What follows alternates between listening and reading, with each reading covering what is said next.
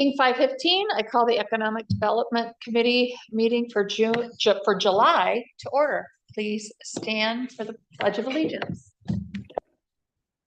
Pledge allegiance to the flag of the United States of America, and to the republic for which it stands, one nation, under God, indivisible, with liberty and justice for all. Roll call has been taken. Yes. And entertain a motion to adopt the agenda. Motion was made by Dave, second by April. Any discussion? All those in favor say aye. Aye. Opposed? Agenda passes. I entertain a motion to approve the June 23rd, 2026 meeting minutes as presented in the packet. Move to approve the minutes. Second. Motion made by John, seconded by Dave. Any discussions? Hearing none. All those in favor? Aye. Any opposed? Minutes pass. Public comment. Public comment. Public comment. Hearing none, we will move on to the presentation by Victory Church regarding a new child care and family resource center. Sarah, I'll have you either come in or even just at the table in front of the microphone is fine, as long as we get you on the mic. But for the committee, that if you read through my memo, you might have noticed that I touched base on that this agenda actually touches on 3 of the barriers that employees and employers have in the workforce: housing, childcare, and transportation. And we're going to touch all 3 of them tonight, which is very interesting. The first one, again, we have a presentation by Sarah Fink with Victory Church regarding a new childcare and family resource center. So I'm going to kick it off to Sarah from here. All right, my name's Sarah Fink. I want to thank you for having me today. I am the director of Victory Childcare Preschool in Wapaka at Victory Church. We are opening a second location here in New London starting at August 24th. And our capacity is, we're going to start really small, and then as we're able to staff and enroll, we'll just increase our space. And alongside that, I'm also the founder and director of Nurturing Little Seeds Family Resource Center. And we have a video to share our vision on that.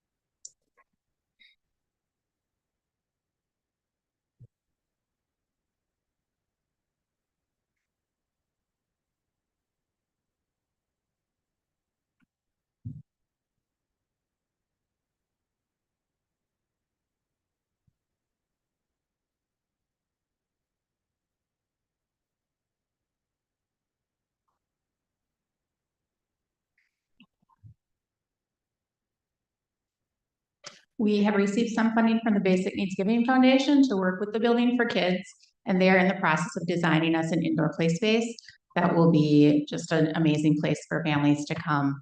And so that's what we're really excited about, and we're hoping to connect with other businesses in the community to help support this vision. If you have any questions, I'd be happy to answer them. So this would be open to the public? It wouldn't just Correct. be for, I mean, you guys are a church, right? Right. Our Family Resource Center is a separate nonprofit, not connected to the church, and we will be open to, it's open to everyone.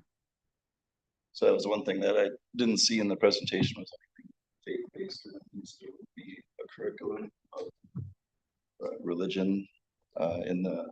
Our childcare program does have a faith-based curriculum, but that's separate. That's a separate entity again. There's the Victory Church is its own nonprofit. The daycare center is its own nonprofit, and the resource center is a separate nonprofit as well.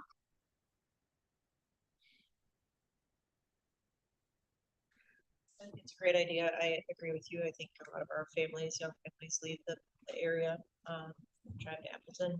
I did it myself when my son was under 8 and younger, going to the Building for Kids. So I think it's a wonderful opportunity for the community. The director or the president of the Building for Kids is also interested in partnering with us beyond the design project to bring services to us as well. He has a heart for reaching the rural communities. And so we're really connecting and collaborating with a lot of key partners. That's really going to make this an amazing opportunity for our community. Sir, can you touch on your timeline, what you're hoping, just based on, I know you have some funding barriers, but the timeline you're hoping? So the space potentially would be available starting in April. And so we would hope to be starting to implement a play space there. And then by fall of next year, I would hope to be opening something. Do you have any specific requests or asks of this committee? Currently, it's going to be funding. The Building for Kids is designing based on $300,000 for the indoor play space alone, and then there will be remodeling costs as well. And so that's really the key request right now is for funding avenues.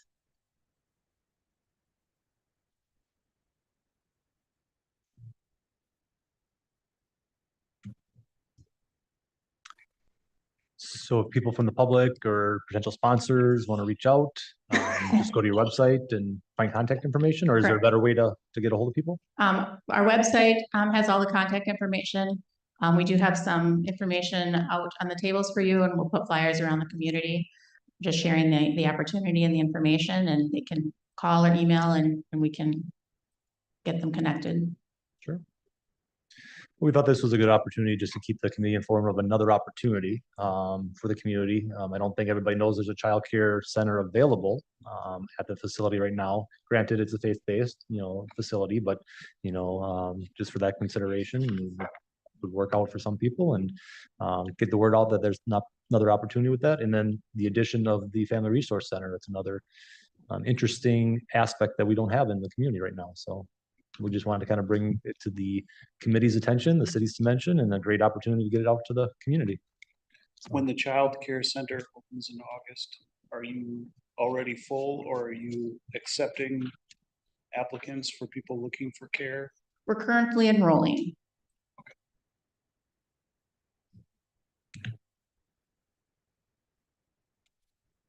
Any other questions? And you have the child care center already open in Wapaka. In right? Wapaka, we're open and full.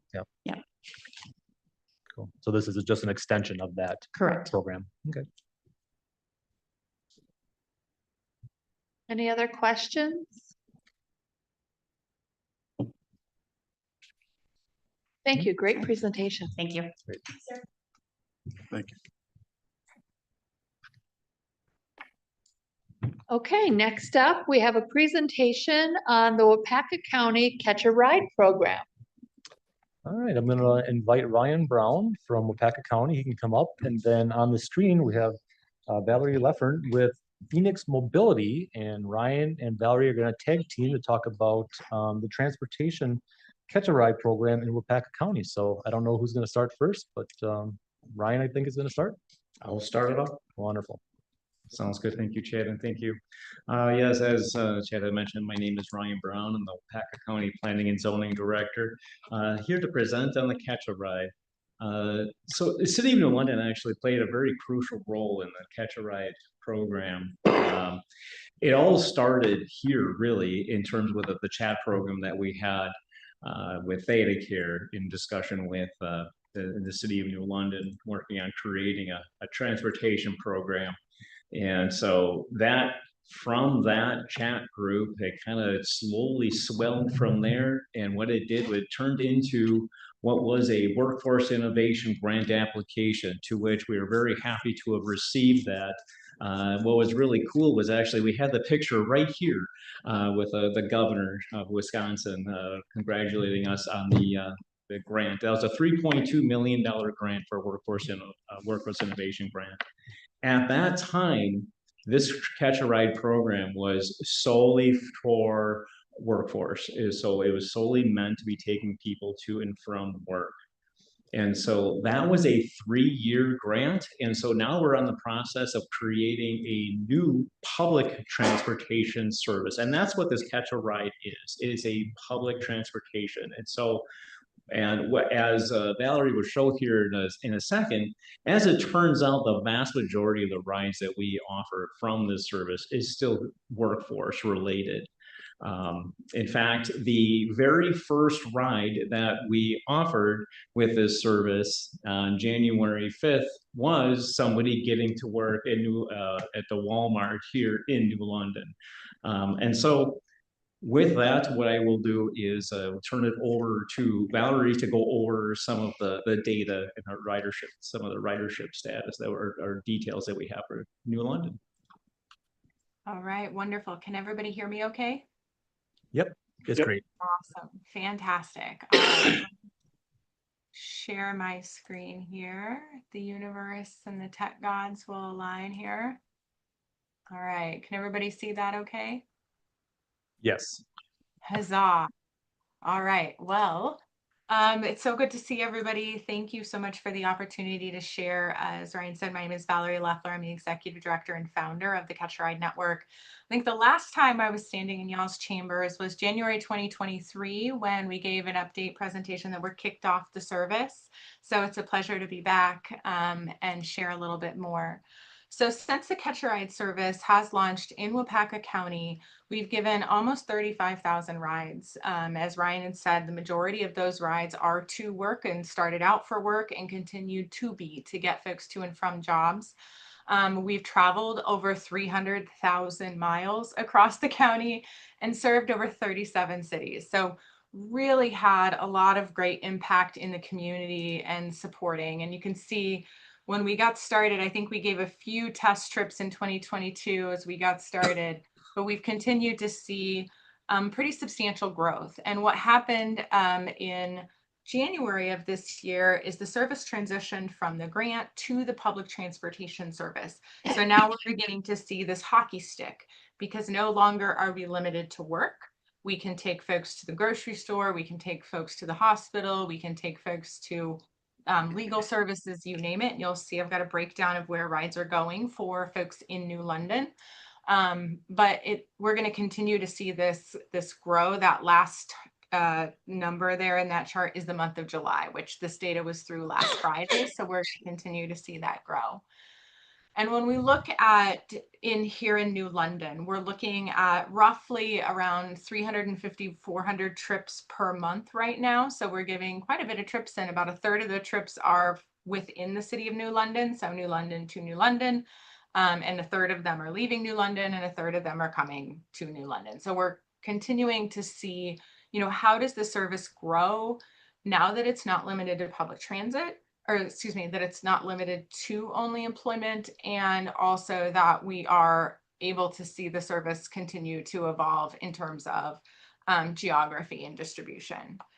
When we look at where folks were going in New London, since the service started, we've provided almost 6,700 rides for folks to get to and from work. Next up is medical care. That's 377. So right, as Ryan has shared, roughly 87% of the rides that we're providing for folks within the city of New London are to get to work. And the majority of these riders are folks that are coming from single parent households. Many times single mothers are using these rides to get to and from jobs while their significant other or their partner has their single vehicle households. Or while they're working to get their driver's license for the first time. So we definitely are seeing that. We're also seeing folks get to and from the court system. So it's classified as legal, but that's a lot of rides that previously either went without, or sometimes they missed their court appointments because they couldn't get there, and that result in more, tie up of time. So just kind of wanting to show how folks are using the service and how the impact is resulting. When we look at trips year over year, that first year in 2023, we're just getting out the gate. We had about 611 rides for the city of New London. In 2024, we saw around 1,600. 2025, we saw over 2,000. This year to date, so again, this is through, I think, July 21st, we're at 1,800 rides so far for the year. So we're anticipating that we're easily going to reach over 4,000 rides for the year at the end. So we're continuing to see the growth. We just hired local community engagement manager who is going to start increasing advertising of the program with local businesses, with the church, who I just heard from, would love to get our information in your parish, and anywhere that we can to continue to promote the program so we see more of those rides happening in the local community. So with that, Ryan, I will turn it back over to you. Okay, so thank you, Valerie. And so why we are here, I guess the number one, we wanted to present with you, give you a basic background information on this program, and also to let you know that part of this, in terms of us being able to keep this program going year over year, is we need to have some level of local match associated with this. So we applied for and received 5311 funding from the Wisconsin DOT. And that pays for 50% of the operating cost of this service.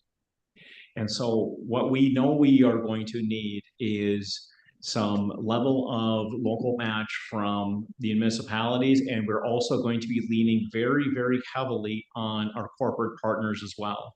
Because as you can see from the presentation, a lot of what we're providing right now are rides designed specifically for workforce development. And so by knowing that, we're taking the same information to our corporate partners as well to ask them for some help, some local match. And so what we're looking for in terms of local match is our overall goal is $250,000. And what we're looking at in terms of how to break this off in an equitable way is we decided as a group, and when I say group, I mean the Transportation Oversight Committee. That's the group that's been created that oversees this entire project. And part of that, what we decided was that it's going to be on a per capita basis. And so based on the population of the city of New London, what that number comes to would be roughly $36,000 would be the local match. And what I would stress as soon as I say that, I would say that that number, as far as would trend down based on the amount of monies that we would be able to get from our corporate partners. We've already been in contact with them. We do know that there's at least one that is going to be giving us a level of money. What we don't know is the exact amount as I sit here right now. What we know, we're going to be receiving some corporate money. And so what we don't know right now is what the exact number is going to be at the end. But what I can say right now is that preliminarily, around $36,000 is what we'd be asking for the local match. Valerie, would you be able to show, do you have the sponsorship form? Yeah, absolutely. So looking into that corporate sponsorship and identifying what is the value of opportunity in the community. So those vehicles that are out there on the roads, they've went over 100,000 miles just this year in Waupaca County. So we've continued to see that grow. What we're offering is basically, we all watch NASCAR. We've seen NASCAR where you get your logo on the vehicle for support and sponsorship. What we're doing is saying we want to provide a way for businesses to support the program, but also get some ROI out of it. And so what we're offering is 5 different levels of sponsorship, ranging from a lead connector all the way to $500 where it's a neighbor in motion. So providing these different opportunities with the lead connector, not only do they get premium, space in the vehicle and how it's going to be sponsored, that business will also receive recognition through our phone calls. So we get about 800 calls per week to schedule and book trips. And so that's a lot of brand recognition in the community. We also have community connector partners where, again, these are larger branding placements on the vehicles where their logo would be shared. And just in terms of, placement on websites and social media and press releases and things of that nature. So we're trying to create a way for local businesses to support this kind of investment. It also would be a tax write-off because it is a donation to the county as a 501c3 organization. So it's a win-win. It's a tax write-off. It's good value for your business. You're being promoted all over the county in every corner of the county. So just it's one of the ways that we're like, how do we create a way that we can provide something palatable for private industry to invest for return on investment at a different threshold based upon where that business is at. And so just wanting to kind of provide some kind of framework. And if you take the per capita number and you divide that down, it comes down to $4.60 some cents per person, which is less than a cup of coffee. And so would your average person in New London give $5 to help a single mom get to work? And we're talking over the course of an entire year. We're not saying per month, we're saying once, less than $5 to help a single mom get to work, to help a person with a disability get to a doctor's appointment. It's less than they'd spend in gas driving them themselves, right? So it is a pretty good value per person in terms of what that return would be. And we're also, like I said, trying to find different ways to approach businesses to support the service while also offering a visible return for them.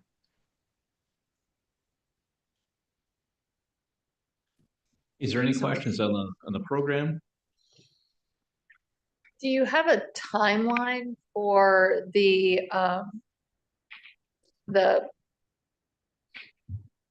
fundraising, the sponsorships?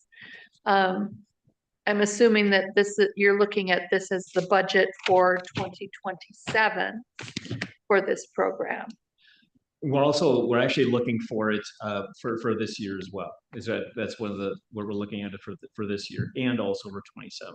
Okay. Are all the rides free?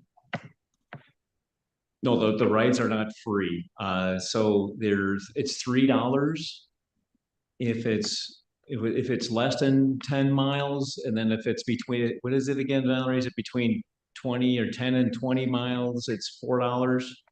Yeah, the rides are by distance anywhere between $3 and $5 per trip leg, and that's anywhere within the county. So that's the in-town rides are generally $3, whether you're going in town New London or in town Wapaka, and then you get a little bit more further out, you're at the $4 per rate. I think it's 5 to 7 or 5 to 8 miles, and then 8 plus or 10 plus, it's the $5. So $10 round trip to work if you're going longer distances.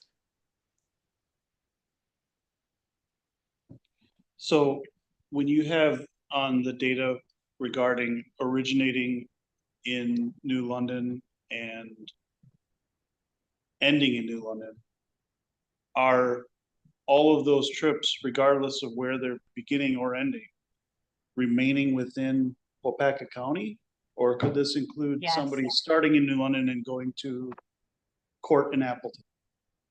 Yeah, so this is within Wapaka County. So, and the little bit of Outagamie County that touches New London. So basically it's Wapaka County and then 3 miles past the county line, if you will. So, but these aren't trips to Appleton. These aren't trips to Marshfield or, outside of the city limit or outside of the county borders by more than 3 miles.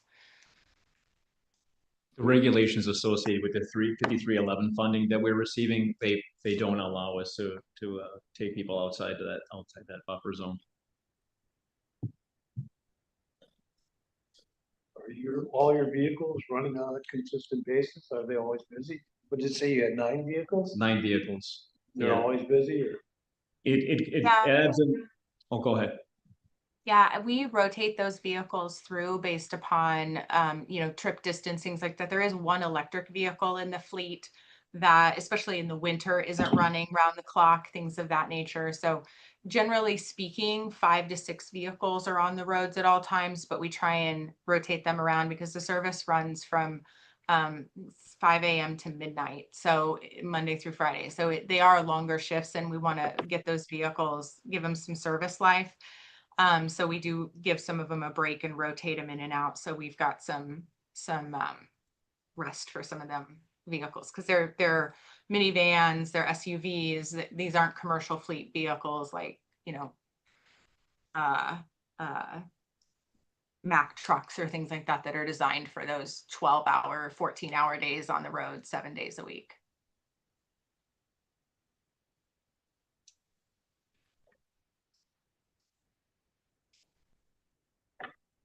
Any other questions? How many residents have taken advantage of this? I know you've had how many miles have been, but I'm sure residents have done multiple trips. But do you have how many residents have actually taken advantage of this? Yeah, there was, I believe, roughly 110 last year, different residents within the city of New London. And this year it's been, I think, a little bit over 108 or 109 so far this year. And it's only July.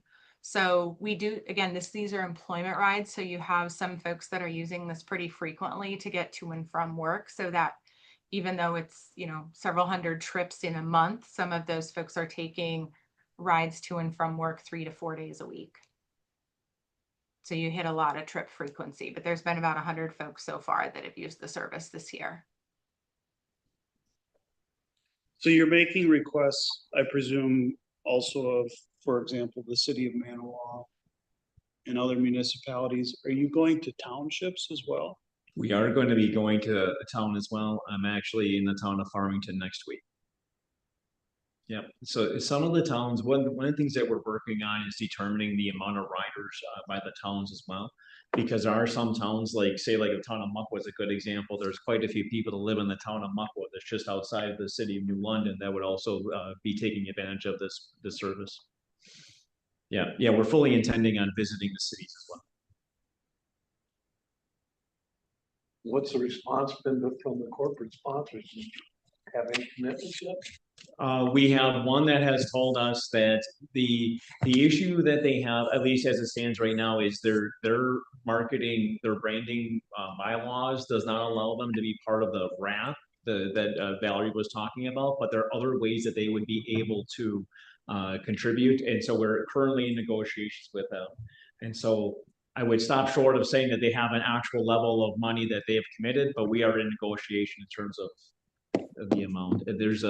I could say that the medical rights plays a big role in this, so we're working with our local hospitals. Yeah, I think one of our first rides in the New London area, other than Walmart, was getting one of the nurses that works at the emergency department as a triage nurse. And she works the third shift, and it's hard to see at night to drive on the icy roads. And her challenge is, her husband also, he works in the power line industry. And so he's many times gone at nights, taking care of things or even traveling as part of his job. And so she was looking at actually quitting her job because she couldn't get there at night because she couldn't see to drive and didn't feel safe driving on the icy roads during the winter. So we serve, a really broad range of folks who support healthcare, who support our manufacturing industries, who support just a broad variety of businesses within the community.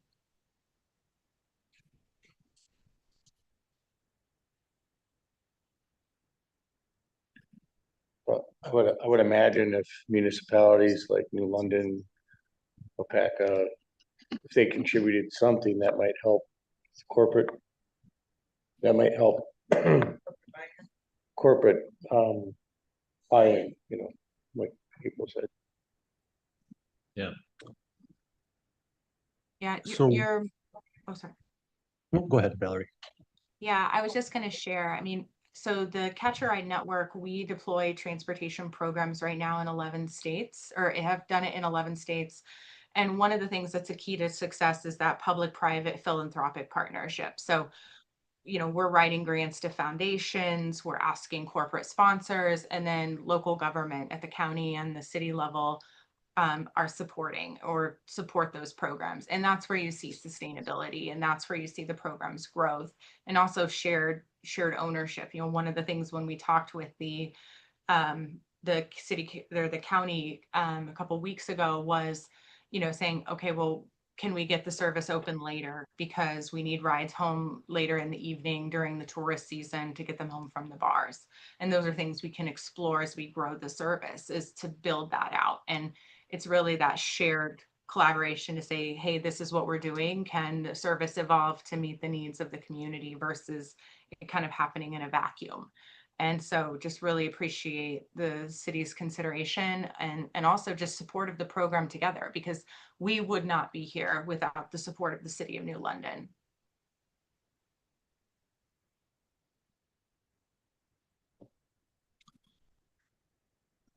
So to recap, the purpose of this was to kind of give an update of where the county and where the program is at right now. This was kind of the official ask at this point in time to be a partner in the program. I've been involved with the committee that Ryan kind of talked about, and the ask right now, we have not budgeted for this at this point in time in our 2026 budget.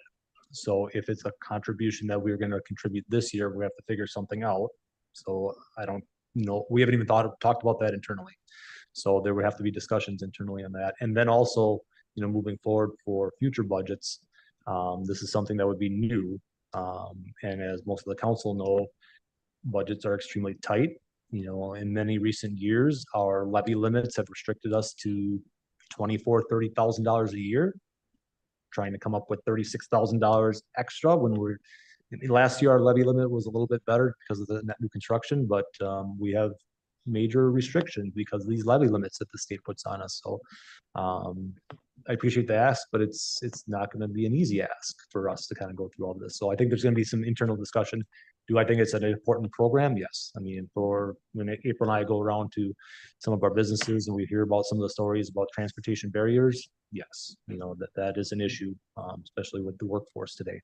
But again, it's going to be an additional challenge for us to try to figure out how to become a partner financially, if that's something that this committee and the council determines they want to be part of. So more discussions to come for us, but I think this is the first step to try to get the information out and talk about the ask at this point. So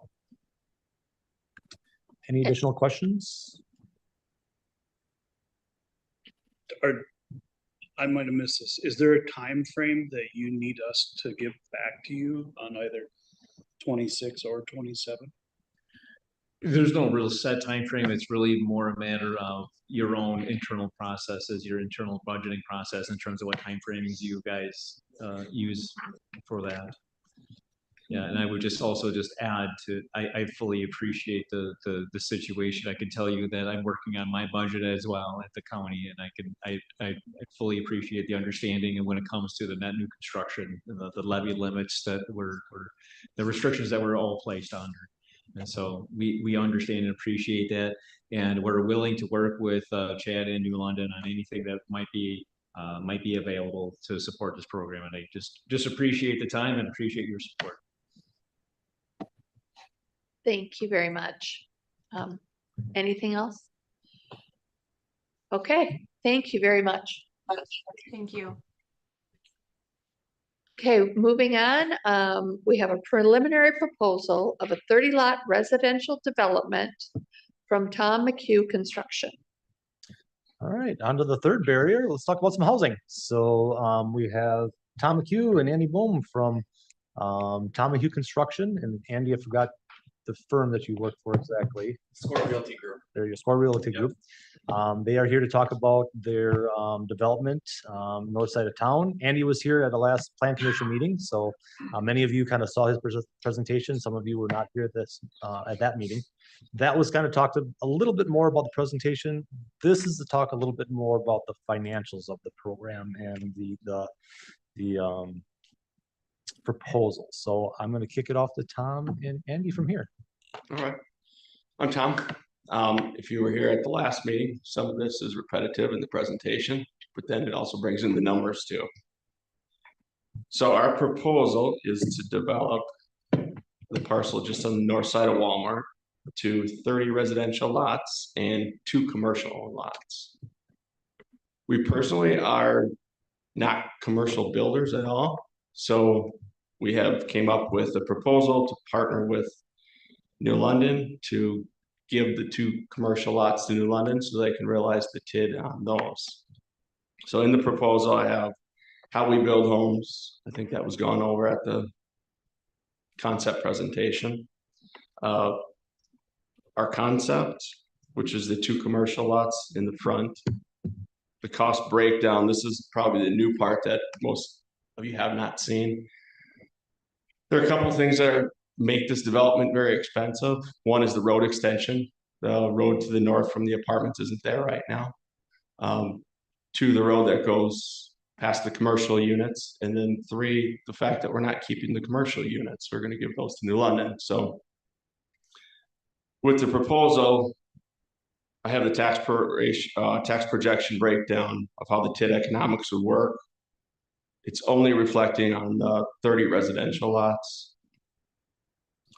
And I realize we can't do a developer agreement. It's not an acceptance of a developer agreement at all, but we're basically to the point of development where we roll to the preliminary plot. So there's some preliminary engineering that has to get done. This is where it starts to cost a substantial amount of money. And it was just to present the bullet point details of a developer agreement to see if those were acceptable to New London. Out of a 60-point page developers agreement, these are essentially the the terms that we really need to know if it works out or not. So we're kind of to that point where we move forward as a partnership. So we're just kind of looking at your opinion or vote on the proposal. So our proposal is the lot creation of the 30 residential lots with 2 commercial lots. The commercial lots, after it's developed, would be dedicated to New London. You guys could do anything you want with them. If you need help with it, listing them, Score Realty would list them for you. If you don't, they're yours to keep. Do whatever you want with them. The city retains the TID on the commercial lots, so it gives you a lot of flexibility to bring in any business you want there. And then our ask is 75% pay-go incentive reimbursement through the MRO for the 30 residential lots that are created. So pretty simple, but this is our overall ask, which would make the project work for us.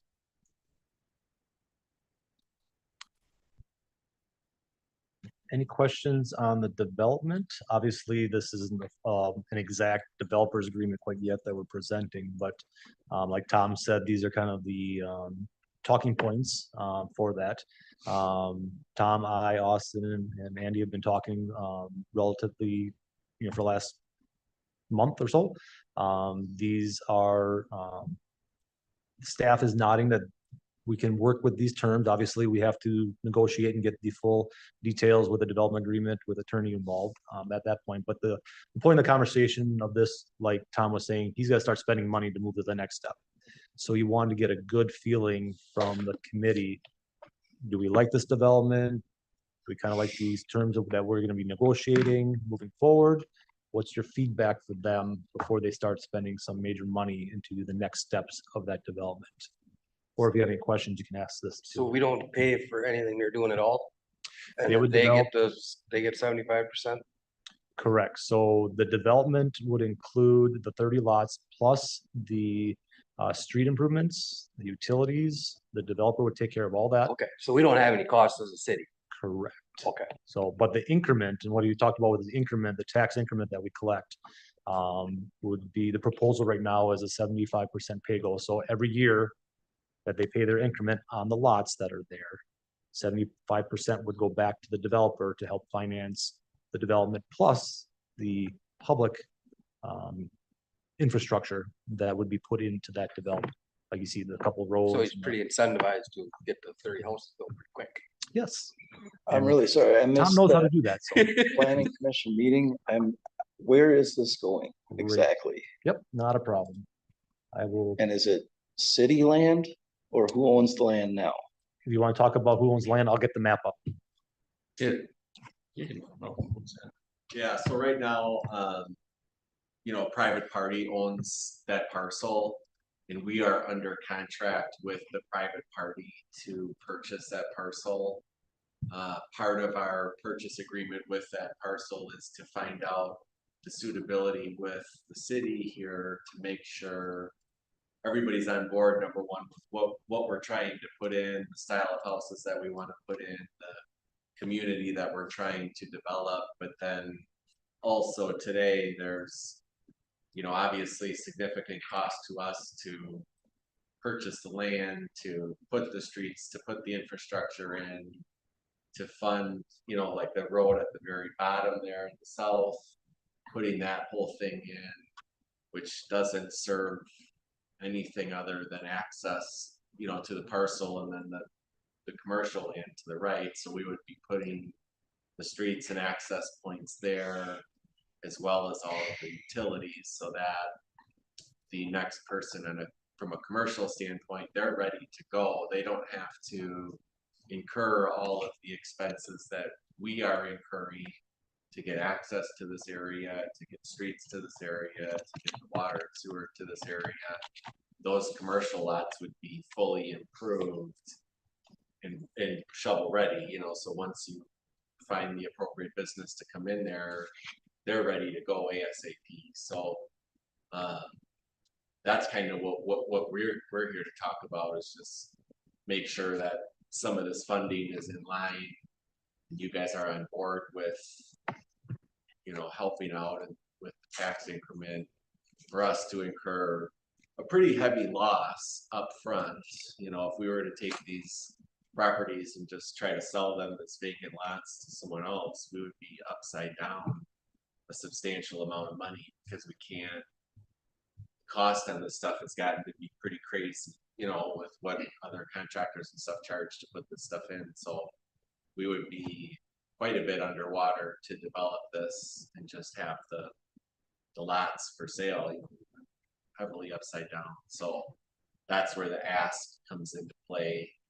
You know, and we're willing to eat all that cost now and deal with the expense and the interest and all the additional cost that comes with putting all of this together, but then we would just be taking the tax increment over time, or a portion of that tax increment over time to like slowly recoup our loss essentially on the lot development. And the reason for the commercial was to meet the comprehensive plan. Correct. We want to, Shawano Street is right here, and I'll flip up the other map in a second, but Shawano Street can be envisioned on this side. Like we talked about, the developer would take care of creating and developing construction wise the public infrastructure, utilities and the roadway. It would be dedicated to the city, so they would become public dedicated infrastructure, so we would take on maintenance and things in the future. But the point of the TID is to help with the financing of the development plus the public infrastructure. So right now, if you can envision that map that I just showed you before with the layout, here's Walmart right here, here's Aldi's, and the development that they're proposing is this lot here. So you kind of saw that one little roadway that was kind of sticking on the south side that's here. And then there was another access point here. So to Tim's point, this is the lot right here on the north side of the city limits that they're looking at the development. I'll bring this back up again to kind of give you that vision. So Walmart's down to the south of here. Here's Shawano Street here. And this would be the 30 lot development. And then the two lots would be 32 and 31 here would be commercial, staying as a commercial corridor zoning district right here. Or it's what's the zoning district for that? It's gonna go to neighborhood mixed use, which allows for that commercial and residential in close proximity. Yep. So Can 31 and 32 be developed? There's no wetland issues. They're marketable parcels that. You guys want to talk about wetland? The red, if you zoom in, that says W's on it. So that's the mapped wetlands from the delineation. And we've had this under contract for quite some time. A lot of it is getting guidance from the Army Corps of where their jurisdiction is going to start and where it's going to end. So right where it says Outlot 1, that's Army Corps of Engineers jurisdiction. They're going to give up jurisdiction from the pond over. Every parcel can fill in with an exemption, 10,000 square foot. So we can use 10,000 square foot to build the pond, the roads, and then every individual parcel, once the plot is recorded, they can fill in those little fingers. So to your answer, then that wetland that's on 31, that can be filled in with the special exemption permit.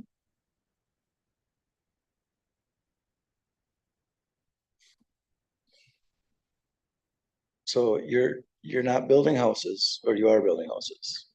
Like We I said, will. I'm sorry, I walked into this party late. Nope. And I'm having a hard time wrapping around exactly what you're asking. So we build houses. Residential developer build houses. We don't do any commercial at all. So that was the ask original of Austin and Chad, was we really want to see some commercial lots in there in the front. So we created this proposal as a partnership kind of thing where we're taking the residential lots and giving New London 2 commercially developed lots that you can do whatever you want with. Market them, they're your lots, you'll own them, we'll transfer the deeds over. And For you're no getting- charge, no money up front to the city.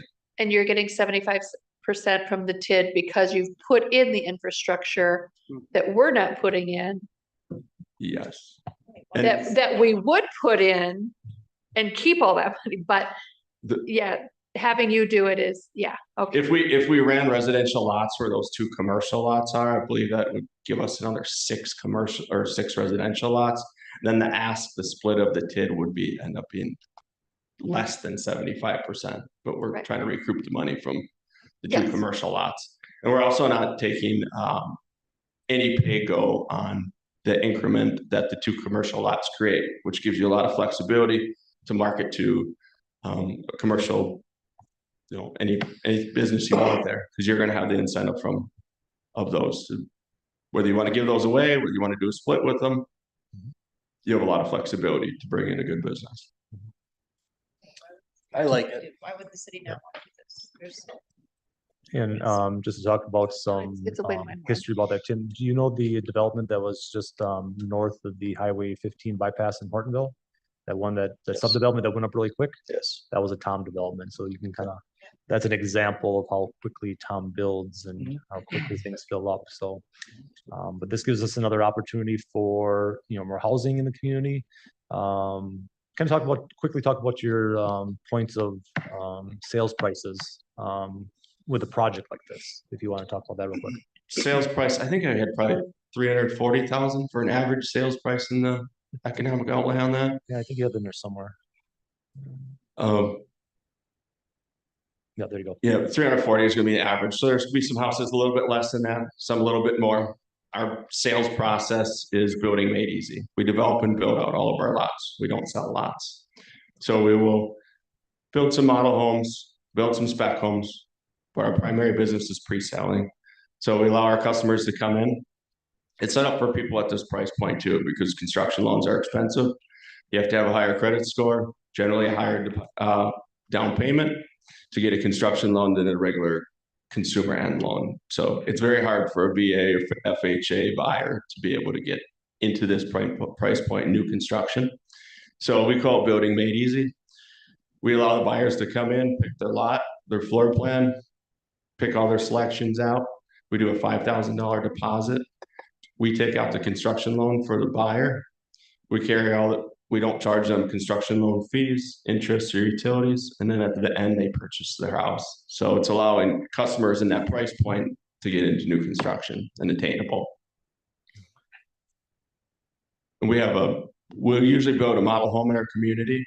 And if it doesn't sell out before the whole community is sold out, we'll keep the model home until the end as a sales center. So it'll have all the product selections inside. Otherwise, we have a design center in Appleton where the buyers can stop in and see all the different cabinets, countertops, flooring, siding. They get to pick everything. Any other questions? So looking from us for today is basically a thumbs up, let's proceed. Yes. Or a thumbs down. Strong, head nod from the entire committee.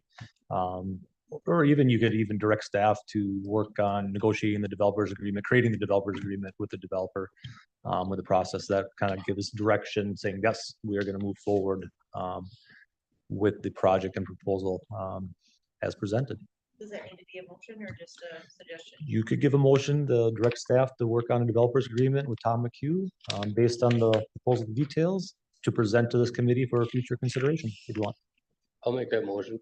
I'll second. There you go. Okay, motion is made by Dave, seconded by April for what Chad just said. Any further discussion? Hearing none, all those in favor? Aye. Opposed? Unanimous, the ayes have it. Wonderful. Thanks a lot, guys. Thank you. Thank you.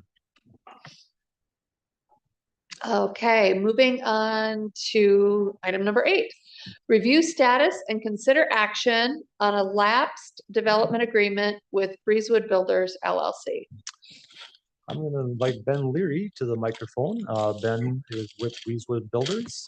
As we talked about briefly at the last meeting, this is one of the developers agreements that did lapse. The development, again, to refresh everybody's memory, is for a complex at the corner of Wolf River Avenue and Wyman. Originally, the developers agreement talked about 2 six-plex apartment complexes. One having a first floor retail component, garage spaces in the middle, and then the southern development or the southern building would just have the six-plex apartment complex with no retail component on that side. So again, that development agreement talked about starting December 1st. And that did not occur. So Ben is here to talk about his intentions and an ask moving forward. So Ben, if you want to grab the in front of the microphone, the mic is yours. All right. Yeah, so essentially getting towards the end of last year, we came under a bit of uncertainty with our elevator situation. That's the main reason for this change. We originally had a bid of an elevator for each building for about $120,000 a piece. That bid unfortunately fell through, and all of the bids that I've gathered since then were well over double that in the $300,000 range. And that just makes essentially the project financially unviable. That sort of cost is almost $40,000-$50,000 a unit. And that's very difficult to recoup back.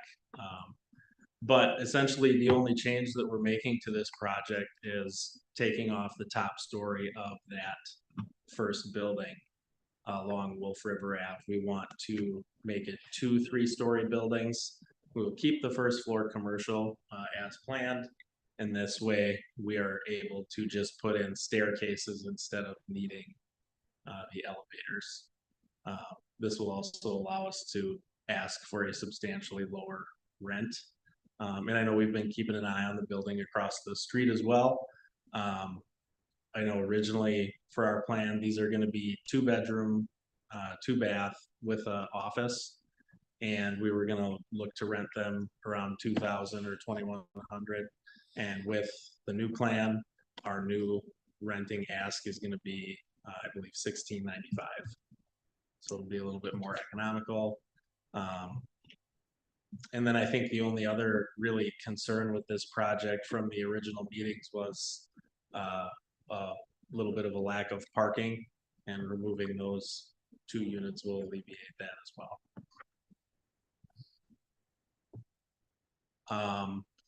I guess for a start date, right now we are working through engineering, just having the changes made to the buildings to remove the elevator and change that out with a staircase and the layout.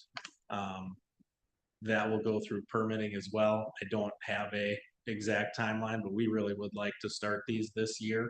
So I'm hoping that by, September, October, we're done with all of that stuff and we can break ground.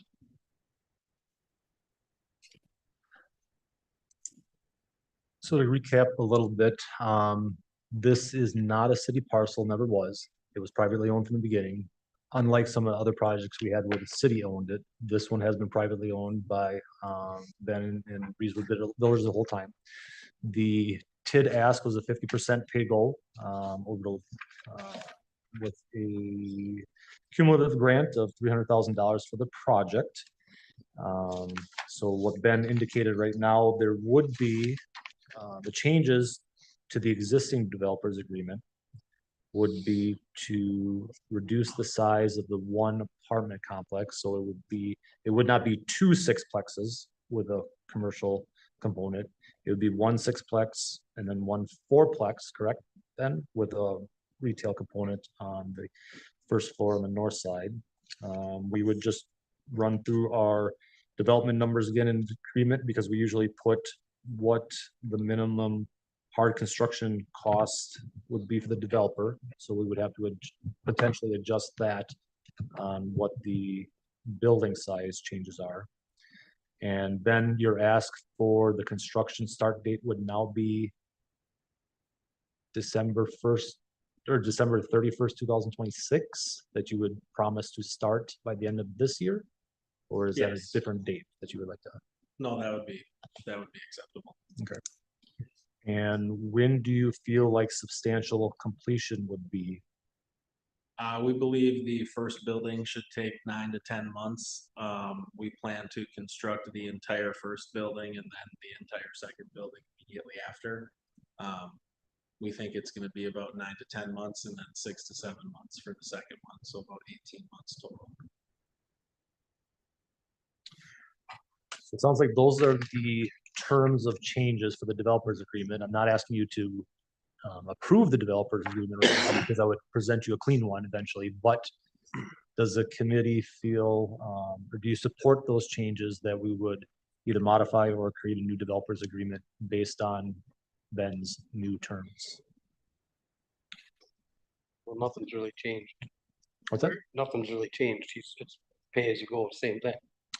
The city's commitment would be a still pay go based on the increment paid, tax increment paid. Yeah. So on our end, Yeah, you know, there's no cost to us. No. You know, at this point. It's basically this TID grant is an incentive grant for the development to occur. But the cap has not gone down. The cap was 300,000 and that would stay at this point. From my understanding with the TID agreement, it just goes until, what is it, 2042? And then it is over. What we had before is that it would have been a 50% pay goal based on the tax increment collected. So the taxes paid, that'd be the increment, we pay 50% back up to a maximum of 300,000. That's what the current agreement was. Oh, there's no year on No. the TID expiration? Well, Okay. up to $300,000 or when the TID expires, correct. We would hopefully hit that $300,000 before the TID expires, but I don't think we will based on my numbers, but that's fine also. we'll have to look at that as well. But it would be a maximum sort of of the- 300,000 or Yeah, when the TID closes, whatever comes first. and I think when I had calculated that out, we'd end up at like 281 or something like that. And then if we lose one more year, it's about 22,500 per year based on the calculations from the assessor originally.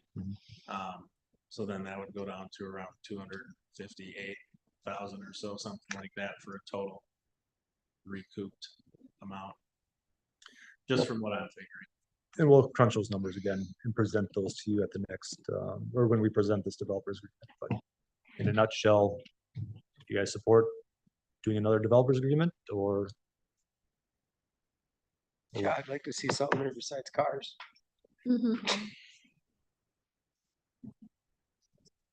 Where's the commercial parking? It's in the lot behind the building there. Okay.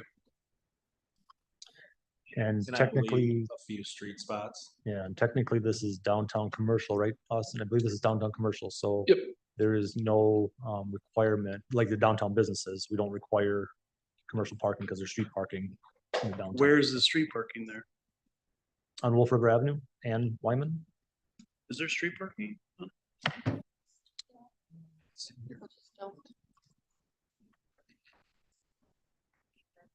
Isn't Wolf River Avenue? Yeah, I didn't know you could park on Wolf River Ave. Oh, yeah. Nobody ever does, but you definitely can. That's because we all thought it was illegal. Don't tell. I've parked there in the past. Wow. Yeah. I mean, this whole section right here. Okay. This many years old. There, nobody ever does, but yes, you can definitely park there. Should we like stripe that out? We can talk about that in the future, but we haven't. Right now, isn't that the truck route? Mhm. We start allowing street parking on there. You're gonna allow it on both sides of the street because you've also gonna give some of that parking to SC Swiderski. There's parking right there. There's parking right here already. right by- Currently there. Yep, people park here, closer to Pearl, Street just because they're supporting this area. But it's no different here than down here. And then I can just add too, once Ben is through his engineering design, we will take a look at the site plan through Plan Commission and we'll analyze parking, lighting, landscaping, signage, all that. And make sure it all works out for that area. So, that'll be to come, is that design, so. It's actually kind of wide there for street parking, so it's not congested at all.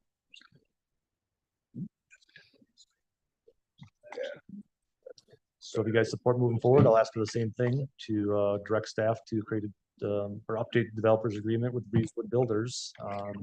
on their TID grant incentive. Second. Okay, motion made by April, seconded by Hans to direct staff to update the developers agreement with Breezewood Builders. Any further discussion? Does this go before council when we're done? Pardon me? Does this go before the entire council before we're done? It's gotta come back to here again. Yeah, it You has to gotta come back agree to here first. Developers agreement first. Yeah, so we'll bring back a clean developers agreement for this committee to review, and that would be referred to council for final. Yes. Yes. Okay. Any further discussion? All those in favor say aye. Aye. Opposed? Hearing none, motion passes. Thanks, Ben. Thank you all. Okay, consider approval on an agreement with Core Distinction Group for a comprehensive hotel market feasibility study. All right, now we're going to talk about tourism a little bit. We've talked about creating or working on a hotel feasibility study. I have had some conversations with some hotel groups on potentially interest in New London. There's definitely interest, but to move forward, they need a hotel feasibility study. So I've been kind of working on this project for a while. We've been talking about it here and there. Since then, and I indicated this, I think at the last meeting, or at least in my council staff notes, there was an opportunity that came forward for a grant to help finance part of the hotel feasibility study. So in your packet, I have provided a information from Core Distinction on a hotel feasibility study. Tons of information in there, kind of talks about what the hotel feasibility study is all about. And the proposal for this is $15,000. So through Wapaka County Economic Development Corporation, they had some tourism grant funding available. Hotel feasibility studies were eligible for that grant. So I did apply for that and was awarded a 50% grant for the project of $7,500. So we do have $7,500 grant that we can use towards this. Plus, I've been in contact with the city of Wapaka. They are also interested in doing the same study. So in conversations with them and Core, if we can work on these studies together at the same time, there is some cost savings because transportation, they're in the area already, they can work on things together. There's another potential $500 discount on our project. So with that, again, the cost was going to be $15,000, but got a 50% grant plus potential $500 discount because if we can combine with another with the city of Wapaka, it would be about $7,500, $7,000 our cost for this project, which I think is a great deal compared to paying the whole thing. So my recommendation moving forward is to proceed with working or hiring Core Distinction for that hotel feasibility study. Get that done, and then we can present that to any hotel group. Doesn't have to be the hotel group that I've been talking to, but it can be used by any hotel group to see what the options are for New London's market and moving forward. Do we have this money budgeted? What? Yes, this would come out of our Economic Development Reserve account. So this is the same fund that we built up that we use for the downtown facade program and things. And give me a second and kind of look at quickly. The finance committee, Judy goes through the report every month with the finance committee to show how much we have in there.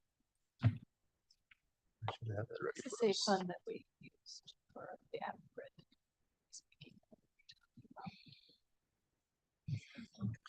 So we have about $150,000 in our account right now. So definitely we have money that we can use for this program, and we've intended to use this account for this project. I'll make a motion to consider approval agreement for Core Distinction Group for comprehensive market feasibility study. Okay, we have a motion. Second. Second by John. for the agreement with Core Distinction Group for a comprehensive hotel market feasibility study. Any further discussion? Hearing none, all those in favor? Aye. Opposed? The ayes have it. Okay, discussion of the downtown riverfront placemaking project. You want me to take that or do you want, I'll kick it off and then I'll kick it off to you guys. So, as everyone knows, we are in the midst of working with Ayers and Associates for that downtown riverfront placemaking project. The first step of that is creating or defining our local team to be interacting and working with Ayers on most of the projects. So, Ginger and I've had some conversations with both Chairman Croy and Chairman Visaw about, because it's kind of a joint economic development Parks and Rec Committee type project. So we've talked about who should be on that group, team, committee. I'll kick it off to you guys to kind of talk about, you guys have been talking about that a little bit more internally. Okay, so Ayers asked for about 7 people to work with. So we put together a list of names and we are working on contacting those people. 2 on the list, the 2 on that team would be me and Bob. And then we have a list of stakeholders in that area that we are contacting and will be talking to. We don't have a full list of people who have joined us yet, so we're still working through that process. But hopefully we will have that very soon, so that we can set up the first meeting with Ayers to onboard those people as to what has been done and what we're looking forward to doing in the future. So that's basically where that's at. Yeah. You have anything to add, Bob? Did you mention Tim's name that you might have been on the committee? Were you interested? Oh, I'll be on the committee. I think Hans should be on it too. He's got some pretty good insight. If he's interested. The only thing I have to say is you gotta watch your. We have the quorum. We can have 2. That's my, if we go beyond 2, we have to have, those meetings need to be open meetings as well. So it comes out of more of a subcommittee status and becomes. Yeah, if you have enough to have quorum of a group, then it's a matter of posting it to get a public meetings and such. So. Yeah, so then the public comes in and participates as well, so. Yeah, we do have a list of names of people that we're working through. And we're focusing primarily on the businesses down in that area at this point to fill those spots, since they're going to be the most impacted. But we do have the sub list of names if they are like, yeah, no, thank you. Thanks for, you know, making the place pretty, but go ahead without me kind of thing. So the subcommittee would ultimately report to. They would come back. Yes. Council. Correct. Yeah. So that team is basically just an input team for Ayers to work on creating the report with the local feedback, you know, so they're going to be working on the studies, getting that feedback from the team. And obviously at least the final report, if not, you know, something through the middle of it, but obviously come back to this committee, and then any recommendations will go to council for, you know, final acceptance of that report. What the city does with that report to be determined, but hopefully we do something with that report. Hopefully, yes.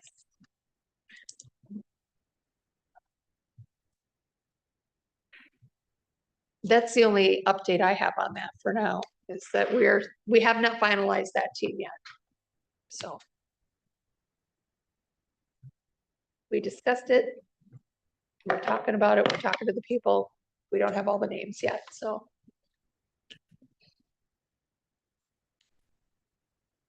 Anything else? Then we can move on to updates and reports. April with the business updates. I'm gonna pass my business update. I just had some minor updates, so I'm gonna report next month. Okay. Okay, city administrator report, Chad? I know those on council heard me at the council meeting, so I'm just gonna quickly reiterate.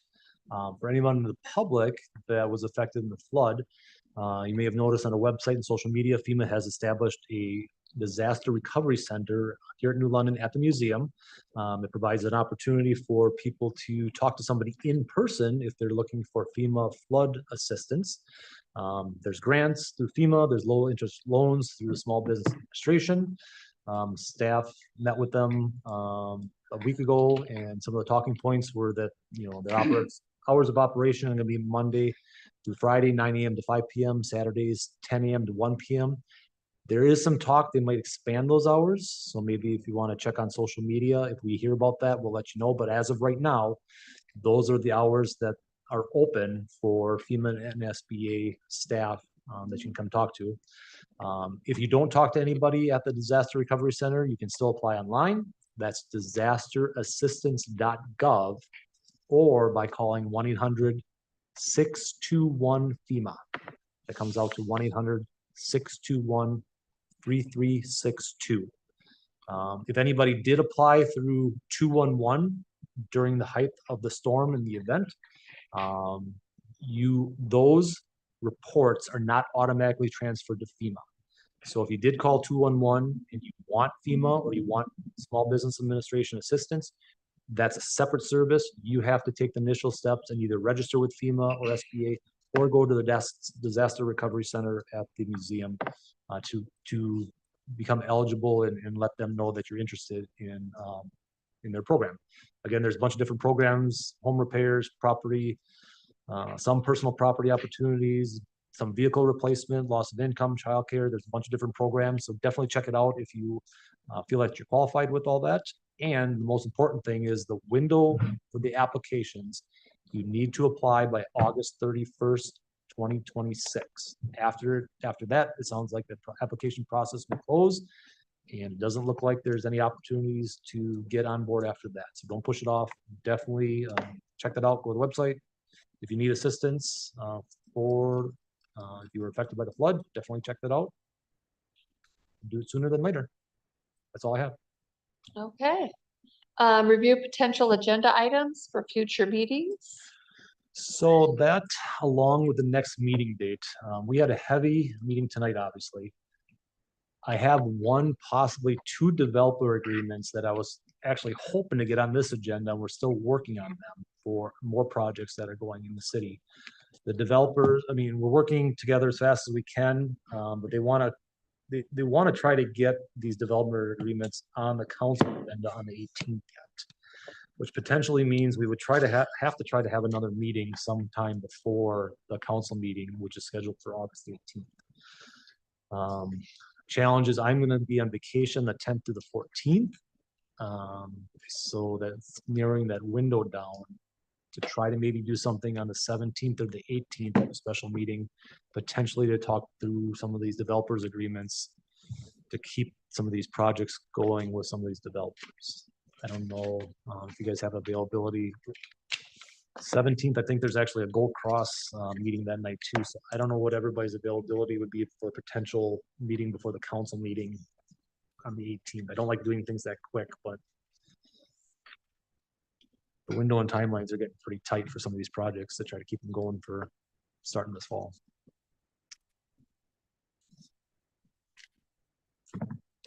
I could do the 17th.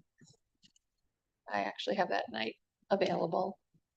The only thing I don't like about doing the 18th is we don't know how long that meeting will last, and butting it up to council could be an issue. And these will be the developers agreements for the apartments that are proposed east of Aldi's. And potentially there's Irish Meadows, which is a 10-acre parcel that is north of Eastridge on the east side. We're getting things going with that as well. So yeah, if everybody's available on the 17th, potentially we'll try to schedule a meeting at that time to keep these projects going for developers, if that's okay. Does anybody have any problems with that date? Is it a 5:15 start? It would be yes.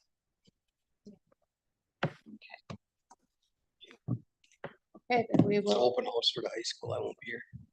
What's up? It's open house for the high school. I can't be both places at once.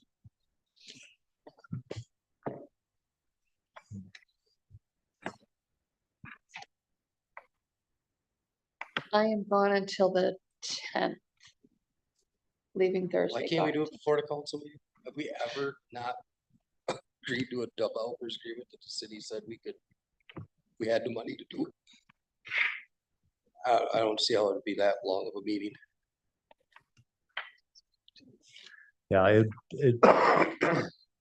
even if we started at 5:15 on the 18th before the council meeting, it's not gonna be an hour for those two developers agreements, I wouldn't think.